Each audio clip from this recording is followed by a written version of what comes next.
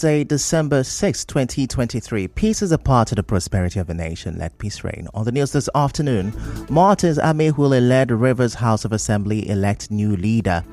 Heavy security as Rivers House of Assembly holds plenary in spite of court order. The Fence headquarters apologizes for Kaduna strike. And on the foreign scene, 5 killed in Ethiopia after drone strike hits ambulance. I'm Ifichukwu Moyinli with the news. The Rivers State House of Assembly, led by the lawmaker representing Obiakpo Constituency 1, Martins Amehule, held a plenary again this morning amid heavy security around the Assembly complex. Our correspondent gathered that the 25 lawmakers sat early this morning and successfully concluded their legislative business despite existing legal matters involving the State House of Assembly over leadership tussles. During the sit-in, the lawmaker representing Akukotoro Constituency 1, Major Jack, was elected as the new leader of the House. A new chief whip was also elected. Correspondent Bureau reports that 25 lawmakers also read for the second time the River State House of Assembly Funds Management Bill, also known as Financial Autonomy during today's plenary. The lawmakers also introduced a new bill tagged River State Local Government Amendment Bill 2023 and passed vote of confidence on the Martin Amehule-led 10th Assembly leadership. Our correspondent also reports that the transferred clerk and deputy clerk of the House of the Assembly were seen during today's plenary. Recall that the House has been facing a leadership crisis after some lawmakers led by Martins Amehule began impeachment proceedings against Governor Siminalayi Fubara and also removed lawmaker Edison Ehie as leader of the House. Both groups in the House have been asked to maintain status quo in a suit brought by Governor Fubara against the House, the Speaker, the Deputy Speaker, the Clerk, and the Chief Judge of the state. Moving on, some political parties are worried that the Rivers State Independent Electoral Commission, RISIEC, is yet to make public its activities in preparation for the 2024 local government elections in the state. The chairman of Social Democratic Party, SDP, in the state, Soswema Osaro, tells correspondent Soyebio Ruware that political parties are anticipating early preparations ahead of the election. It's of a great concern that activities have not commenced with respect to the local government elections as it ought to be. Got calls from IPAC members. It is within the threshold of the state government to make public what, when, and how the electoral processes will begin. We're expecting that as an institution. IPAC is very much concerned and to ensure that the electoral processes with the local government election follows its normal course. Mr. Osaro also said political parties will participate when the state government shows it will be impartial in the conduct of the local council elections next year. Every government that comes up will have modus operandi. A lot happened in the last local government election. We don't know how the present administration will look at the election. We expect encouraging statements from the state government with regards to the genuineness, authenticity, free and fair processes the next local government elections will take. It is the inspiration from the state government that will encourage people, encourage political parties to aspire, to participate, and all the rest. On the spot, the spokesperson of the Labour Party in the state, Gogo Wellington, fears that the political crisis in the state will affect the conduct of next year's local government area elections. Crisis going on between the governor of the state and the House of Assembly is one that has stalled a lot of administrative processes because of the need for appropriations towards the local government election. And the RISIEC itself, by now, should have at least laid down some processes or things to be followed, or procedures to be followed by the political actors for us to even know that they are in the process of preparing for an election next year. In another development, some people with special needs in Rivers State are appealing to Governor Siminalayi Fubara to appoint them into his government. The leader of the group, Colin Sapama, said this during a presentation of a thank you bouquet to the governor at the Government House Gate as part of activity to mark this year's International Day for Persons with Disability.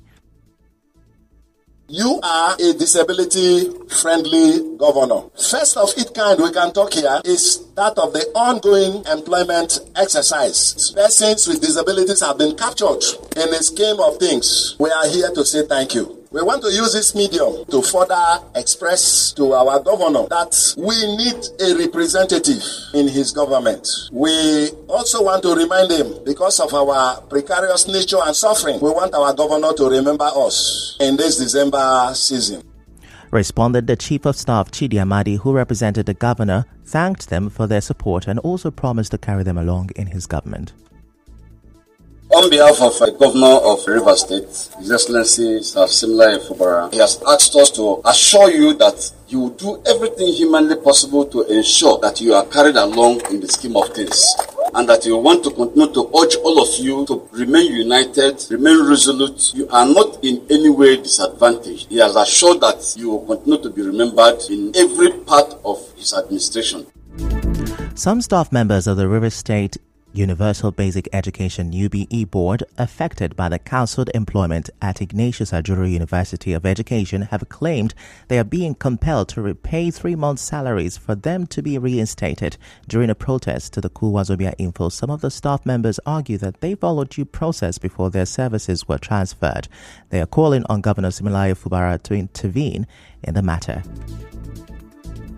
At the end, they used those names that they got from the letters to stop our salaries, said we should refund 3 months of the salary we were earning while we were in Ignatius Ajuru University of Education, knowing that Ignatius Ajuru did not pay us a dime for 8 months. We are over 109 persons that are affected by this action. Ajuru did not pay us even 1 month, and now they're asking us to come and refund this money. Where do we get this amount of money from? Transfer of service is a lawful thing. It's a thing that if you are doing it, you are not an offender of anybody. And we came back and started teaching in classrooms only to hear that our salaries have been stopped, and then we should pay back 3 months' salary. Hear our cry, because we don't have this money anywhere to pay back. Or on the same run, Ajuru can still absorb us back so we can save ourselves this stress.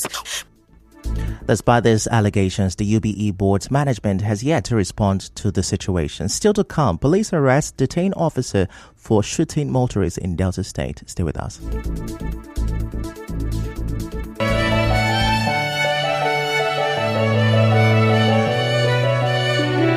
The Grail Movement Nigeria cordially invites the general public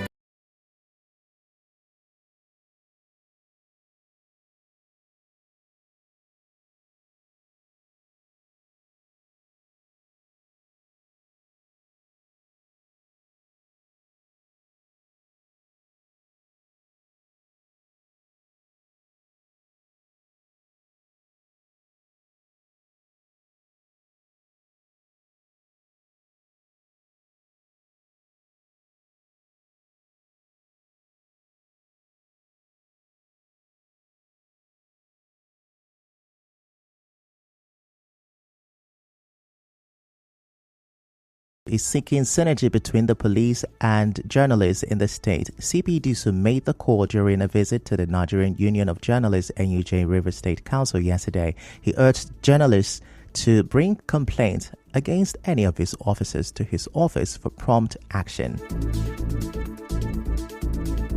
I have come to acknowledge the importance of what you do for the society. Like the watchdog, you watch what is happening. You can make things come right if you really want to do this job we're talking about. I've come here to plead that I will work with you, I will be open with you, I will collaborate with you, and I will give you access to me. It's not going to be official thing. I have a lot of respect for freedom of the press, a lot of respect. If there's any dispute between you and any policeman, please let me know on time, because if I don't get complaint, I will believe everything is working fine.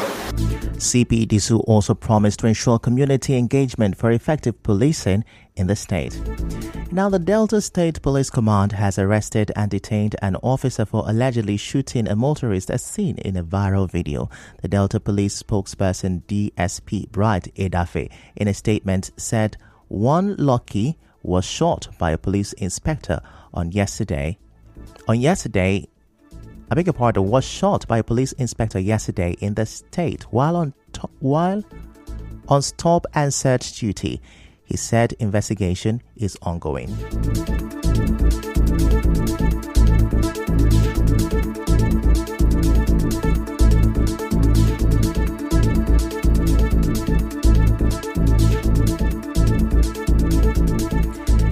And now to business. Nigeria will soon have the largest electric mass transit fleet in Africa. Speaking at the 28th conference of the parties in Dubai, United Arab Emirates, the Minister of Foreign Affairs, Yusuf Tuga, underscored the urgent need for concerted global action to address the challenges of climate change. And now to the international scene. In entertainment, U.S. actor Jamie Foxx made his first public appearance in Hollywood since suffering a mysterious medical emergency, telling an award show that he had not been able to walk 6 months ago. And now to the international scene. Eyewitnesses say 5 civilians have been killed in Ethiopia's Amhara region after a drone strike hit an ambulance. It comes as federal forces are said to be using drones to target local militias as the violence that broke out in April continues to escalate.